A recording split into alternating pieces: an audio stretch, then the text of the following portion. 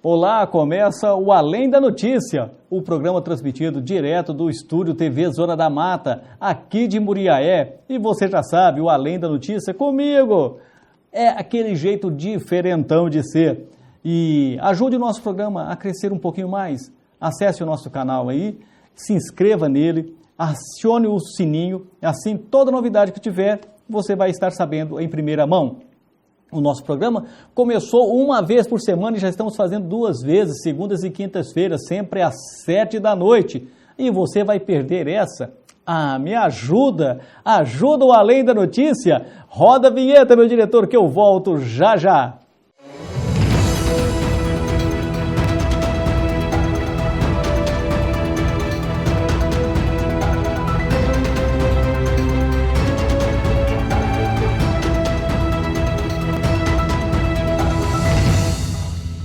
Olha, eu fiquei devendo na última quinta-feira 2 aniversariantes, amigos, pessoais, pessoas queridas. Emanuel Gomes, o famoso Pirro. O Pirro, acho que não dá conta de segurar mais uma câmera não, Serginho. Será que dá conta de segurar uma câmera? Dá não, né? Começa a tremer todo, mas não é porque bebeu não. É a idade chegando, né, Pirro? Pirro mora lá no Dornelas? Dornelas 2, lá no Dornelas 2. E esse foi aniversário, foi na segunda-feira, dia 9. E eu esqueci de falar no programa da quinta-feira, hein? Pirro, você me perdoa, viu? Mas está aqui dentro do meu coração, do coração botafoguense. E falando em coração botafoguense, quem aniversariou no dia 10, na terça-feira passada, foi nada mais, nada menos que Dr. Coraci Bandeira. Coraci Bandeira, reluzente, brilhante, uma mente alvejante e cada vez mais límpida. Falei mais ou menos como ele, hein, Serginho Almeida? Reluzente, ô Coraci, um abraço. Pai do nosso querido Sherney, querido, um abraço para você, Sherney. Eu fiquei devendo esses 2 abraços aí especiais, mas agora eu cumpri. Vamos para essa tela aqui que o assunto é sério. E na semana passada, lá na cidade de Miradouro, um abraço para o Casé, o Carlos Henrique, lá do portal de notícias da cidade, sempre atualizadíssimo.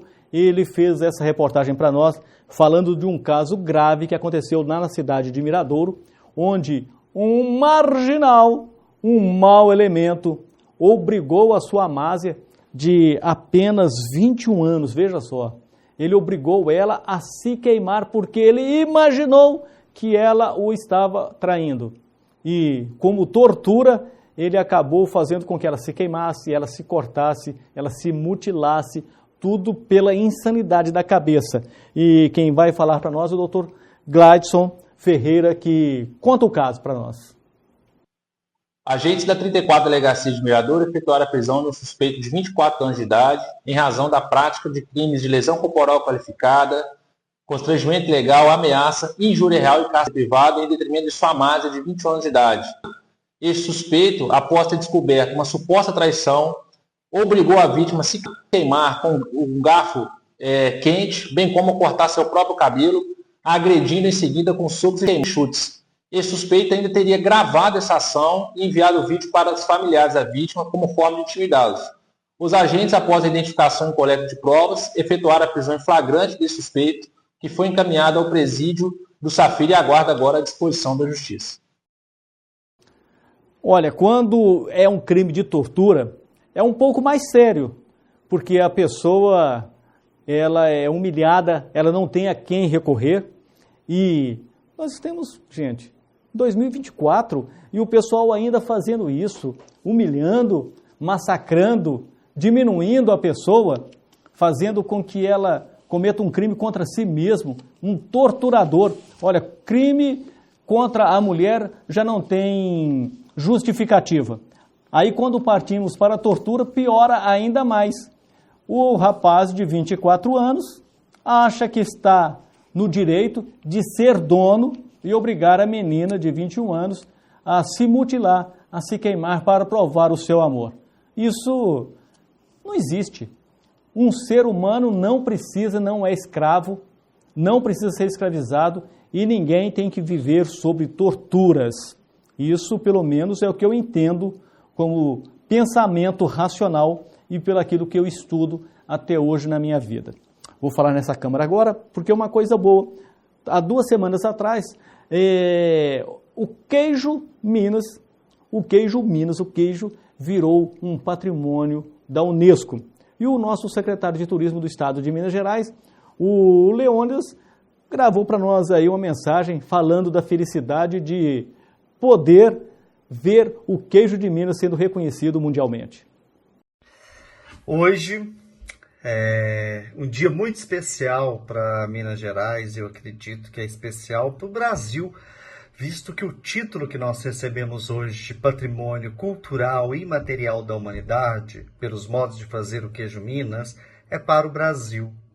Minas tem uma centralidade muito importante na cultura brasileira. 62% do patrimônio histórico do país está em Minas.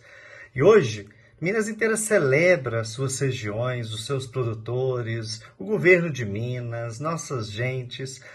Esse alimento, olha que está na cultura alimentar, é o primeiro do Brasil a ter um reconhecimento pela Unesco, entre não mais do que 10 no mundo. A alegria de nós todos, então, de termos esse título.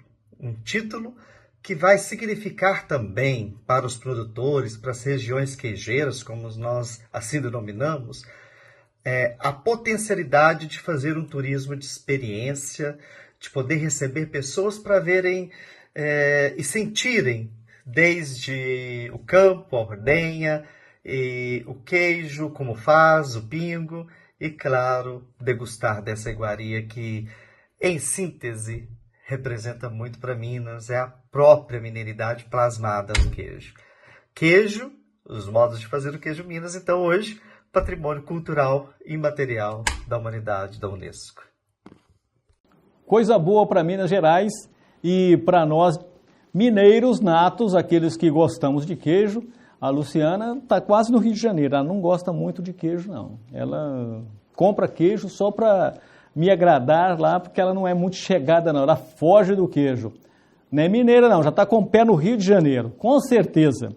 Pão de queijo então, de vez em quando ela come um, mas a maioria ela não come. Olha, e falando de mineiridade, falando de coisas boas aí, o João Cândido Portinari, o filho do pintor Cândido Portinari, único filho, diga-se de passagem, ele foi homenageado pelo presidente da Assembleia, o deputado Tadeu Leite, e quem estava também nessa solenidade de premiação do João Cândido Portinari foi a ministra Carmen Lúcia, da do STF. Coloca no ar, meu diretor. O professor e escritor João Cândido Portinari recebeu no plenário da Assembleia o título de cidadão honorário de Minas Gerais. Único filho de um dos maiores pintores brasileiros, Cândido Portinari, João é também fundador do Projeto Portinari, uma iniciativa dedicada a resgatar, digitalizar e tornar de fácil acesso público a obra do pintor modernista. É um sentimento assim de gratidão, em primeiro lugar, de imensa emoção por todos os laços, né, que me ligam a Minas. Eu sou casado, inclusive, com uma mineira há 42 anos, mineira de Muriaé. Então, os laços aqui são laços de família, laços de sangue, laços de coração. A reunião especial foi solicitada pelo presidente da Assembleia, deputado Tadeu Leite, que destacou a atuação de João Cândido Portinari na preservação da memória nacional por meio das obras do pai. Mais do que um conhecedor das artes e do processo cultural e histórico brasileiro, João Cândido Portinari é um defensor entusiasta das grandes questões brasileiras, que também são as nossas mais caras reivindicações. Sua busca pela preservação da nossa identidade cultural e memória nacional estão diretamente ligadas à promoção dos valores fundamentais para a construção de uma sociedade mais justa e pacífica. Durante a homenagem foram lançados selos institucionais dos Correios que estampam 4 obras desaparecidas do pintor. Grupo de Mulheres, de 1937, Namorados, de 1940, Baiana com Crianças, também de 1940, e Lampião e Maria Bonita, de 1947. A ministra Carmen Lúcia, do Supremo Tribunal Federal, participou da homenagem. Ela acaba de lançar o livro Direitos de para Todos, ilustrado com obras de Cândido Portinari.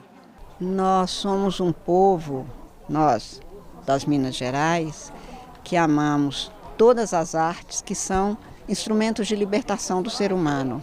Quando se diz que liberdade é outro nome de Minas, a arte que liberta é um espaço próprio de Minas e dos mineiros. Minas sempre ofereceu arte, como ofereceu as melhores coisas que o ser humano precisa para ser feliz. Acho que João Cândido Portinari representa tudo isso. Com certeza. E o João Cândido é casado com a Maria Dina Carvalho, filha do saudoso Paulo Carvalho, que foi prefeito de Muriaé, também foi deputado estadual e uma referência quando se fala em direito aqui na cidade de Muriaé. E também da prefeitura. Muita gente ainda lembra, se o Paulo Carvalho fosse vivo, se o Paulo Carvalho, isso, aquilo. Sempre fica na lembrança as coisas boas. Então, um abraço aí para o João Cândido Portinari, merecida homenagem. Vamos para o intervalo e eu volto já já. Tec Silk, brindes e presentes personalizados, adesivos, resinados, embalagens plásticas e papel, serviços em vidro, botões e chaveiros, canetas e bonés, imãs de geladeira, calendários e canecas, squeezes e copos, cartões de visita. Tec Silk, Rua Mários Dornelas 124. Barra Muriaé, atrás da Igreja Católica no prédio da Maçonaria. WhatsApp 32 988 99 2007 32 98868 5841. Olá, venha para a Oral Glass, vidros e esquadrias de alto padrão. Temos profissionais qualificados para te entregar tudo em esquadrias, vidros e big portas de qualidade e personalizados para sua necessidade. Atendemos na Zona da Mata Mineira e no Noroeste Fluminense. Estamos localizados na Rua Dante Bruno, número 335, em Muriaé. WhatsApp 32 99936 2017. Instagram @Oral Glass. E o Além da Notícia está de volta. Aqui é um jeito diferente de ser e um jeito diferente de comunicar. E você já sabe, você acessa o nosso programa através do Estúdio TV Zona da Mata e também do @GregorioJosé _ Além da Notícia. E olha, o governo quer acabar com o BPC. O que é o BPC? O BPC é o benefício de prestação continuada, em que pessoas com deficiência, idosos acima de 65, agora vai subir um pouquinho mais, 66 anos, 67 anos, que não contribuíram com o INSS, mas precisam sobreviver, eles recebem esse benefício. Mas o governo federal quer acabar com o BPC e quem não está nada satisfeito com isso é a advogada Fernanda Fortes, que nos procurou e falou assim, olha, tem alguma coisa errada e eu preciso falar disso. Doutor, o que está acontecendo aí por o fim do BPC? É aquela pessoa que tem uma barreira para o convívio em sociedade, para a entrada no mercado de trabalho, em razão de alguma doença de longo prazo que você tenha e você acaba tendo uma dificuldade maior do que outras pessoas. Você não precisa ser uma pessoa que está incapaz de trabalhar ou que depende exclusivamente da ajuda de terceiros para todas as atividades. Você apenas precisa ter uma dificuldade maior para conseguir realizar ali as atividades da sua rotina, do seu dia a dia, ok? Agora, com a mudança na lei, o governo propõe que somente seriam consideradas pessoas com deficiência para fins de recebimento do BPC-Loas aquelas pessoas que sejam totalmente incapazes para a vida independente ou então incapazes para o trabalho. Isso afeta de forma muito significativa quem são as pessoas que vão ser consideradas pessoas com deficiência para fins de enquadramento no BPC, porque de fato restringe muito esse acesso. São só pessoas ali com uma deficiência muito mais grave, que dependem exclusivamente da ajuda de terceiros para todas as atividades que vão conseguir ter acesso ao benefício. Então, pessoas que têm uma deficiência leve, moderada, que conseguem realizar algumas atividades sozinhas, não vão mais conseguir receber o benefício, já excluindo aí uma grande parte da população.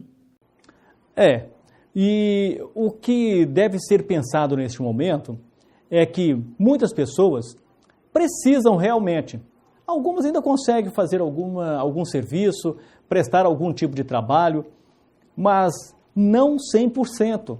A deficiência, ela às vezes é incapacitante. Vai depender muito da avaliação do perito do INSS na hora que ele chegar ali a atender a pessoa, se é que ela vai conseguir. E isso é realizado basicamente quando a pessoa entra no BPC, LOAS, nos CRAS dos municípios. E às vezes a pessoa se condói, mas quando chegar lá dentro do Ministério da Previdência, vai ser barrado. E o que a doutora Fernanda Fortes ainda pode nos explicar um pouquinho mais é o que vai acontecer quando duas pessoas deficientes na mesma casa ou alguém que já recebe um outro benefício, o que pode acontecer? Fala para nós aí, doutora Fernanda. Agora, o governo trouxe uma alteração desse conceito. Então, se tiver ali alguma pessoa na família que receba uma pensão ou uma aposentadoria ou até outro BPC de um valor de um salário mínimo, este benefício passa a ser contabilizado para fins de cálculo da renda familiar. Então, nesse caso que eu dei o exemplo, uma filha recebendo o BPC, quando a gente pega ali esse benefício dessa filha e divide por 3 pessoas, a gente já teria uma renda acima do que a lei permite, que é 1/4 do salário mínimo, R$ 353 por pessoa da família. Dessa forma, essa família só vai conseguir receber um benefício e não mais 2 benefícios, deixando aí essas pessoas em uma situação de ainda mais vulnerabilidade social. Olha só que absurdo, porque são pessoas que realmente precisam e não vão mais ter acesso ao benefício, ao menos não da forma ampla e completa como elas realmente têm necessidade. Fica claro para mim que o governo busca reduzir os gastos, mas tirando realmente valores das pessoas que mais necessitam, que mais precisam, o que para mim, pessoalmente, é um absurdo e não é o caminho para a contenção de gastos que o governo está buscando. Lembrando também que existem diversas empresas com dívidas bilionárias como o INSS, mas como sempre, o governo busca tirar esses valores das pessoas que mais precisam, que não têm nenhum poder de negociação, prejudicando milhares de famílias brasileiras. Muita gente vai sair. Eles calculam que 1.200.000 brasileiros vão deixar o BPC LOAS já nos primeiros meses de 2025. A situação está apertando. Agora, se na casa são 2 pessoas com deficiência, o que vai acontecer? Só uma vai ser beneficiada. Ou então ela passa a morar com o vizinho. Se o vizinho não tiver renda, porque se tiver também não vai dar certo. É o governo tentando enxugar. Mas quem paga as contas são os pobres, são os mais carentes, são os que precisam, são aqueles que estão realmente de pires na mão, precisando de uma ajuda. Esses são penalizados, não têm a quem recorrer, ficam desesperados e acabam sendo ajudados pelas entidades, pelas igrejas evangélicas, pelas igrejas católicas que fazem cestas básicas, pelo Rotary, Lions, pela maçonaria. Até mesmo órgãos do governo de algumas prefeituras aí compram a cesta básica para ajudar. E não deveria ser assim, porque se a pessoa tem uma necessidade, se ela está incapacitada, ela tem que ser cuidada, e é o cuidado que nós queremos. Vou falar agora de uma coisa boa. O João Londe, que é membro da Academia Internacional de Literatura Brasileira, ele acaba de lançar um livro, Ana Preta, e ele vai trazer um pouquinho para nós sobre esse livro que conta a história de uma personalidade que trabalhou pelo Brasil, lutou pelo Brasil, ajudou brasileiros, mas não é reconhecida. João Londe é mineiro lá de Uberaba. Explica para nós sobre a Ana Preta, João. Olá, amigos. Eu sou o poeta e escritor João Londe. Sou imortal da Academia Internacional de Literatura Brasileira, com sede em Nova York, nos Estados Unidos, e sou detentor também do título de imortal da Academia Interamericana de Escritores, com sede em Fortaleza, Ceará. Eu moro aqui em Uberaba, na cidade de Uberaba, no Triângulo Mineiro, sou mineiro também, e em 2020 eu lancei uma série de romances históricos que conta histórias que aconteceram no Brasil, Minas Gerais e, de certa forma, envolveram a cidade de Uberaba. E o livro que abre essa série Histórias de Minas é esse livro aqui, ó, Ana Preta. Esse é o volume 1 que está abrindo a série de histórias de Minas. São histórias, né, que aconteceram por aqui e com heróis que foram abandonados pela história oficial, que foram esquecidos, como o caso de Ana. Ana era uma mulher preta, pobre, marginalizada, que morava aqui em Uberaba por volta de 1860, no século XIX. E uma coisa que poucas pessoas sabem é que a Guerra do Paraguai ela envolveu Minas Gerais também, porque os exércitos saíram de Ouro Preto, saíram de Rio de Janeiro, São Paulo e vieram aqui para o Triângulo Mineiro. Daqui eles foram para o Paraguai. E o marido da Ana se engajou como soldado no exército e a Ana resolveu acompanhá-lo a pé por mais de 1.000 quilômetros. Durante essa trajetória, e mesmo depois quando ela chegou lá no Paraguai, que começa a guerra, Ana luta bravamente, né? Não só trabalhando como enfermeira, cuidando dos feridos, mas também pegando em armas, incitando os companheiros a lutar. Se transforma numa heroína, faz coisas espetaculares. E depois que o marido morre, ela resolve carregá-lo para ser enterrado no Brasil, carregando nos braços, traz o corpo dele para cá. De caminho, ela encontra um soldado ferido, um tenente, e carrega ele também nos braços, que acaba sobrevivendo. Hoje não existe nenhuma referência a Ana nos livros de história oficial, não tem nenhuma rua com o nome dela, nenhuma praça, nem nada. O meu trabalho como poeta e escritor é resgatar a memória de Ana e de outros heróis esquecidos da história contada pelo dominante. Esse livro, Ana Preta, ele está disponível na plataforma Clube de Autores, que é por onde eu publiquei, e também na Amazon, e Estante Virtual, Submarino, Rakuten e outras lojas virtuais mais. E uma coisa interessante também é que os meus livros são lançados simultaneamente no Brasil, em Portugal e Espanha. Espero que vocês gostem da história inspiradora de Ana Preta. Um abraço a todos. São essas personalidades que passaram pela história do Brasil e que ficaram apenas na história, porque os livros não contam, não há interesse em contar, em relatar. E agora nós vivenciamos em novembro o mês da consciência negra, mas alguns personagens que ajudaram tanto o nosso país continuam na obscuridade, continuam sem visibilidade e continuam esquecidos. Mas está aí historiadores como o professor João Londe para trazer para nós um pouquinho desta história. Vamos para o intervalo, voltaremos já já. Venha para o restaurante Safira Grill. Funcionamos de segunda a segunda a partir das 11 horas da manhã até as 2 da tarde. Seu almoço garantido com aquele sabor só nosso. Fazemos entregas em domicílio e alugamos o espaço para eventos, encontros e reuniões no período da noite ou buffet. WhatsApp 32 98800 1213 ou 32 3722 1213. Instagram Safira_Grill. Estamos na Rua Silvério Campos 470, bairro Safira, Muriaé. Está precisando de um tratamento de excelência em seus dentes? Aqui você encontra endodontia, implantodontia, cirurgia, estética dental, HOF, clareamento dental, estética dental. Tratamento infantil com os profissionais Doutora Vera Tureta e Doutor Eduardo Bersan. Doutora Maria Luísa Sildim. Está localizado na Rua Barão do Monte Alto, número 70, sala 312, edifício Alice Goulart, Centro Muriaé. Além da Notícia está de volta e você já sabe, você acessa através do @GregorioJosé _Além da Notícia ou através do Estúdio TV Zona da Mata, que você vai ficar ligadinho no nosso programa Além da Notícia, que traz coisas boas e traz gestos excelentes, como esse desse motociclista. Ele passou a observar um pai que sempre conduzia a sua filha para a escola e buscava de moto, mas a criança não tinha capacete. O que esse motociclista fez? Ele abordou o pai. Vamos entender um pouquinho. Bom dia, amigo.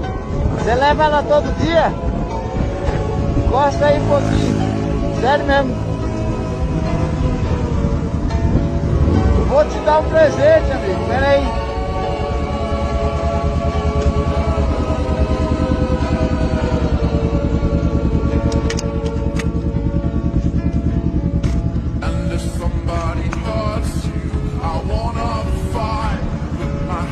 Minha filha ficou pequeno pra ela já. Falou, irmão? Falou.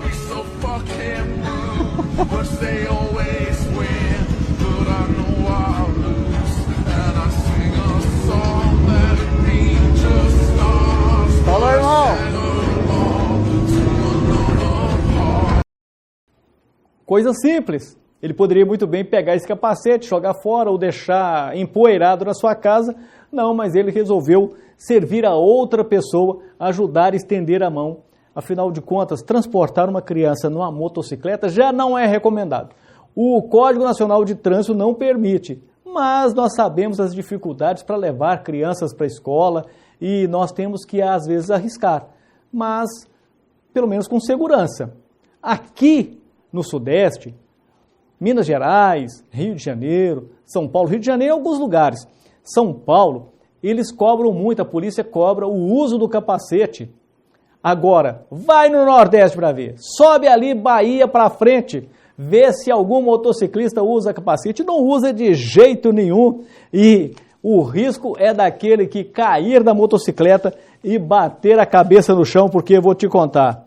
Outra coisa que está acontecendo muito é as pessoas tentar fazer selfies. Elas vão para lugares inusitados, perigosos e não estão nem aí para suas vidas. Tudo através de cliques, de likes nas redes sociais. No Instagram, no Threads, no sei lá o quê. Veja essa.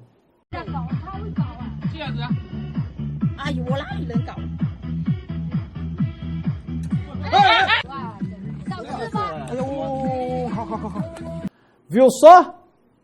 Foi fazer uma manobra em cima de uma pedra, em cima de uma montanha, na beira de um precipício e o like virou fatal.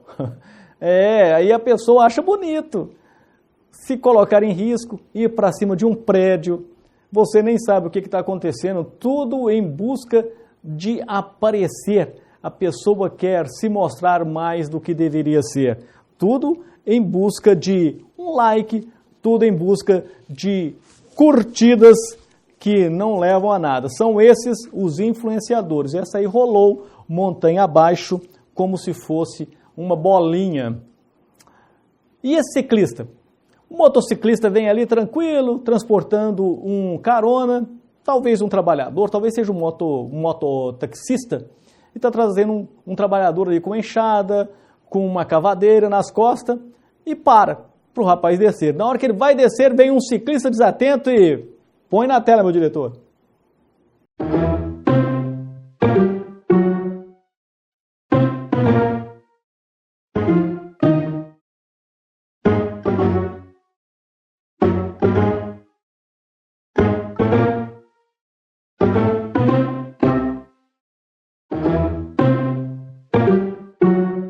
Esse ainda levou de boa, mas o susto foi grande. Imagina só, você desatento, você tranquilinho ali e com a sua pazinha nas costas, já custou arrumar um emprego. Agora, se for malandro, vai chegar para o patrão e falar, não posso trabalhar porque bateram em mim de bicicleta e o que eu ia rastelar, o que eu ia capinar, já não posso fazer e não estou dando conta de segurar essa pá.